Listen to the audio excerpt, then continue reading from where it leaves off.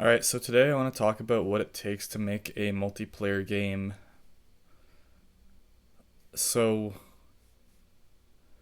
fundamentally, what you're aiming for is your multiplayer game to feel like a single player game. And the reason why you want that is because a single player game has the freedom to update their game state at whatever uh, the fastest, you can kind of like up the rate at which your state is updated to get a higher resolution very easily. Like, it wouldn't be hard to do such a thing. The reason why is because you just kind of have to, pass a smaller delta time to your physics update, or it's like the architectural change to do such a thing is simple. Like, there would be things you'd have to do, but it's not as hard as it is in a multiplayer game. So, in a single player game, it's very easy to make, let's just say, like, you can have a benchmark like 240 hertz because a lot of monitors have that. It'd be simple to build a single player game to be able to update its internal state at 240 hertz. That would be easier to do than in multiplayer, because in multiplayer you have a server which is sending out game updates to your clients, and it usually does that only at like a frequency of like 60 hertz or less, because the more players connected, that's multiplying the bandwidth out, because you're broadcasting the data to all players. And additionally, if you have a player who has like a 144 hertz monitor and you're sending it 240 hertz, that's wasted bandwidth. And also, sending out 240 hertz of data could just like clog up the internet and nothing get there in time. So with the client server connection, you're usually wanting to have a lower send out rate on the server than the target FPS rate would be on like a client, for example. And that's a problem, because when you first make a multiplayer game, it it will usually just consume the game updates as they're received by the server. And so usually your camera, your position, the enemy state is all being sent over in that game update, and so that state is only being updated at 60 hertz when your monitor can go up to 240 hertz, right? So that's a bit annoying. So the first thing that you want to do is allow the user to, be able to take advantage.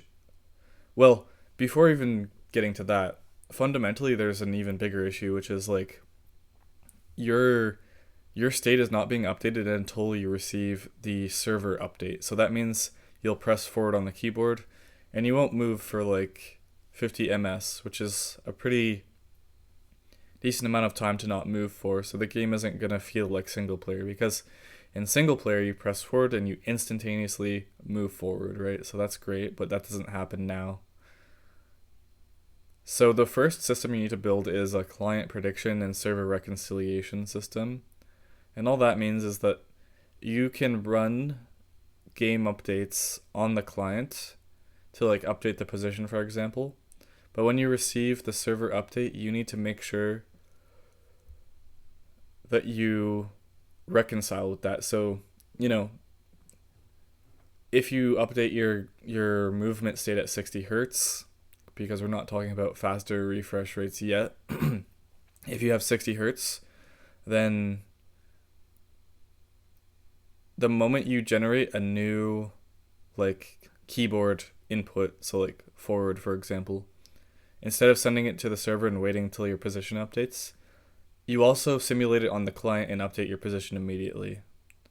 And with this kind of setup, you can now start moving the moment you press forward. And when you receive a game update from the server, you'll look at like what inputs have been processed and predicted on the client.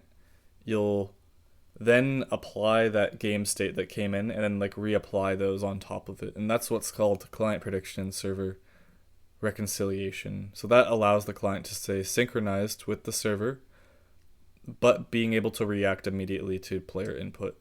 So that's great. And you can do that both on the camera and on the movement. So that will make everything feel like a single player game. But, we haven't gotten around this refresh rate thing because as I mentioned, we're going to be like operating locally at 60 hertz just for that example.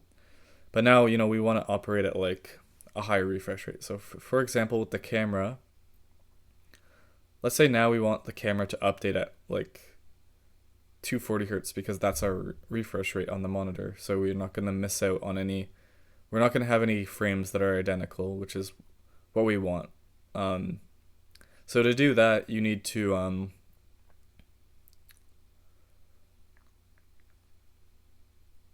apply mouse updates the moment they're generated, and now you're allowing them to come in at a much faster rate. But you're not going to be sending out at 240 hertz on the client. You're going to be sending out at a lower refresh rate. And so,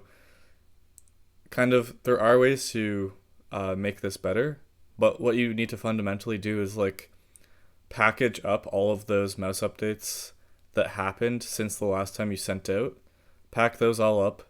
There is an optimization that I won't talk about that allows you to only pack up one of them, but you pretty much would send over all of that data and then simulate it all at once on the server so that the server catches up.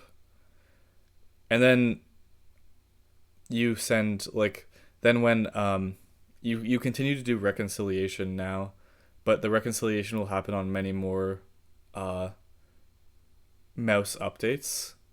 So you'll slam in the yaw pitch, and then you'll have to reapply like a bunch of mouse updates on top of that to reconcile with the server. So that allows you to run your camera at the desired refresh rate with live input and still maintain server authority. And it might feel like, well, there's like, if you kind of analyze the situation, it might feel like there's no error on the client. And yes, like theoretically, in the perfect world where every packet gets to the server, the client and the server would be synchronized just by the way they're processing the same updates. And so theoretically, if there was no packet loss, you'd be fine. But the thing is, sometimes packets won't make it to the server. And that's why we need to maintain the server authority, because they can desynchronize. And that's what client prediction and server reconciliation is all about. It allows it to stay synchronized. So now we have synchronization with the server. And also client prediction, the prediction part allows it to feel live. So we're feeling live. Now we're also taking advantage of the refresh rate. But one thing that we haven't accounted for are like the entities, like the enemies or other objects in the world that are coming in on the game updates. For those things, it's harder because we can't predict where they're going to be because we're not in control of those things. So instead, you wait until you have 2 game updates, and then you start processing at a fixed rate at like 60 hertz or whatever the send rate of the server is, so that you'll always have 2 updates. And you interpolate between those 2 updates and allowing for that like resolution to be there. So that's great, and now you can render your entities at the target refresh rate. And then fundamentally, there's one last thing, which is common in most FPS games, which is like you want to be able to interact with at the resolution that like your monitor can give you, because we can update the camera's position at like 240 hertz, and so we want to be able to take advantage of that fact. Like if we fire, so kind of what's going on is there's like the regular heartbeat of the server, and there's kind of like these subticks going on, which are based on like your refresh rate on the client. And fundamentally on the server, we can only ever like operate at 60 hertz because we're ticking at 60 hertz.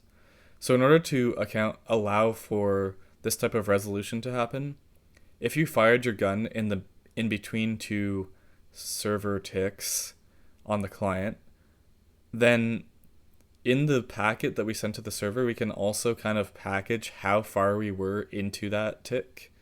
And on the server, we can account for that and be able to use that accuracy to interact at a higher accuracy than we would have by default. So, as an example, let's say you fired your gun at someone in the middle of a subtick. Let's say you're like 0.75 of the way through the subtick, or between the two server ticks. You'd pass that to the server, and then you'd kind of like roll back the physics state to the time. Oh yeah, and one thing I haven't mentioned yet was when you're firing your weapon, you're firing it based on a particular game state. Like, the entities around you are between two game states, and you can slap an ID on game states. So you could be like, I'm between tick n and n+1, and how far am I between them? I'm 0.5 or 0.75. So it's like n.75 is the current like tick that you fired at. And so on the server may be, because we had to like slow down because we are interpolating between two, the server may be on a future like game ID or game state ID. It might be on like n+5 by the time that like our firing packet gets there.